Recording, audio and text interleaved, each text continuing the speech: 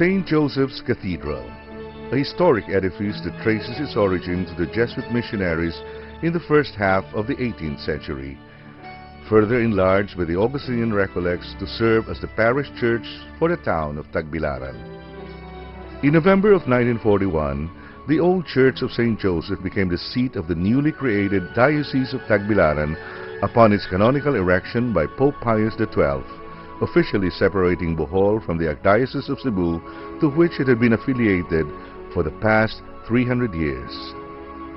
It may be said that the Diocese of Tagbilaran had been born in difficult times, for the Second World War broke out soon after its inception.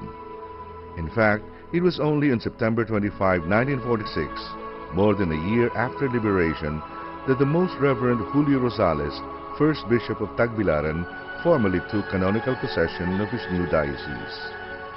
The succeeding years had been most fruitful for the Lord's vineyard in the new diocese. In 1950, a diocesan seminary was opened near Tagbilaran, which in time addressed the need for local pastors to minister to the ever-growing number of parishes under the care of the diocese, even outside of it.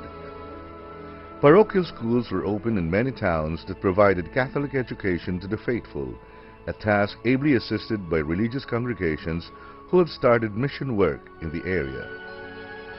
By the 1980s, the number of Christian communities all over the island diocese had grown to such an extent that it became necessary for church authorities to petition for a new diocese to be created to effectively serve the faithful.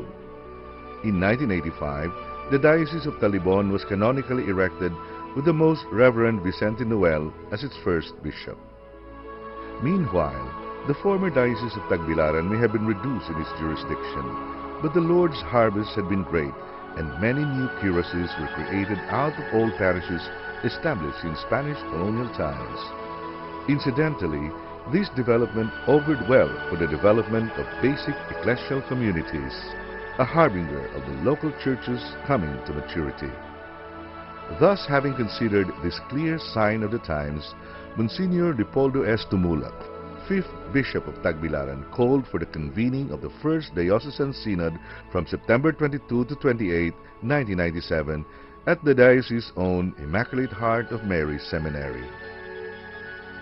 Fully attended by representatives from various sectors of the local church, the First Diocesan Synod was a resounding success. The documents hammered out of this synod called, among other things, the setting up of a diocesan pastoral plan which will set the pastoral direction of the diocese and guide servant leaders in their care and service to the people of God. As agreed upon by the synod, the basic ecclesial communities shall serve as the vehicle of unity in the community, ensuring that evangelization and catechesis will reach the clusters at the grassroots level. Thus did the Church of Bohol receive the coming of the new millennium, fully conscious of its vision of being a community of Christ's disciples, living in solidarity with each other, particularly to the basic ecclesial communities, responsible stewards of God's creation, fostering priestly and religious vocations, and serving for integral human development. In fact, when Monsignor Leonardo Y. Medroso took possession of the seat of Tagbilaran as its 6th bishop in 2006, the entire province of Bohol was experiencing things as never before. The goals of the 1997 Diocesan Synod were progressively being put in place. Priestly and religious vocations were still high, and the faith of its people and to the universal church has remained unwavering. I officially entered Bohol last December 9, 2006, with high expectations because I heard so much about the province, about its culture, but most especially about its faith, and therefore about the values and traditions of its family.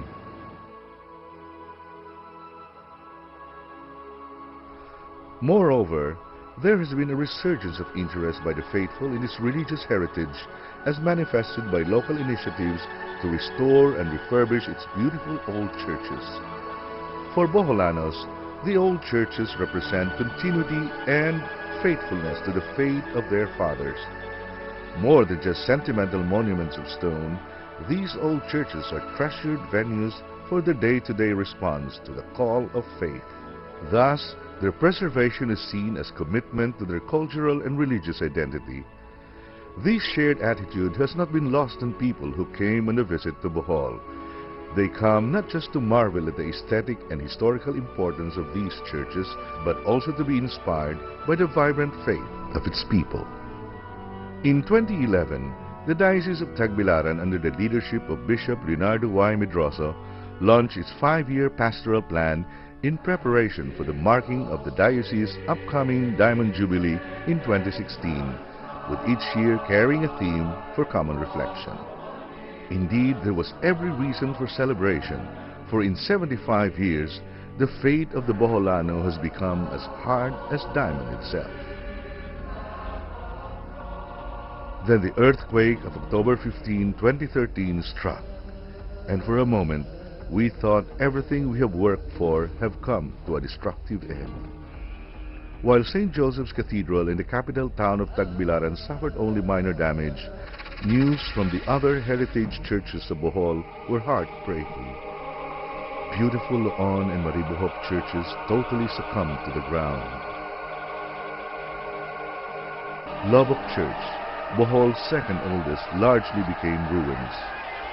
Taoist Church, with its magnificent ceilings, suffered a collapsed facade and sacristy area.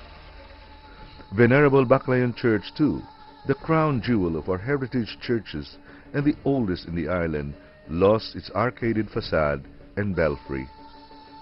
More horrible news came. Tubigan Church, with its magnificent painted ceilings, was ravaged, together with the churches of Luay, Cortes, even the more recent churches of concrete like the Church of Inabanga and Clarin. But even more gut-wrenching were the pictures that filtered in showing our people, ordinary Boholanos, reduced to begging for food and water that suddenly became nil because the earthquake obliterated our road system. Boholanos have always been a proud people, and begging has never been an option in our culture. This situation has never happened before. Even during the last World War, Boholanos never wanted for food. In fact, we continued with our fiestas, even as we dodged the Japanese and the bombs. If our people have resorted to begging and pleading for food and water, things must really be that difficult.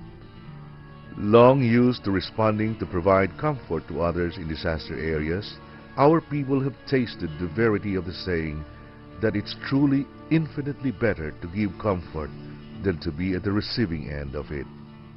But while we mourn over the loss of lives, homes, and heritage symbols, we have never wavered in our faith in the Almighty. People continue to flock to the ruined churches to hold Mass in the open.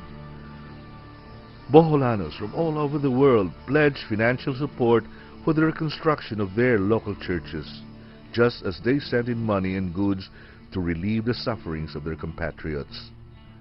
In the same vein, we were amazed by the immediate response of other Filipinos, other nationalities who brought in manpower and goods to succor our people in dire need. In our despair, we felt loved. It may take some time for all of us to get over the horrors we have witnessed because of this natural disaster. It may also take that long for us to realize strength of faith calls for great testing, that our claimed maturity in faith finds relevance only when it remains unshaken in the face of everyday adversity.